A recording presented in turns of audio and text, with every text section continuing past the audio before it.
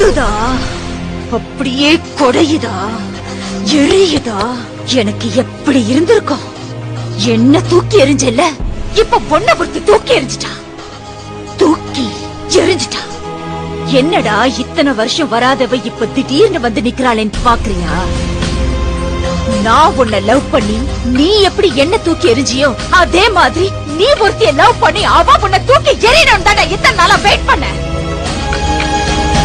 நான் தான் உன் காதல பிரிக்கணும்னு நினைச்சேன். ஆனா அவளே உன்னை சின்ன பையன் சொல்லி வேணாண்டா.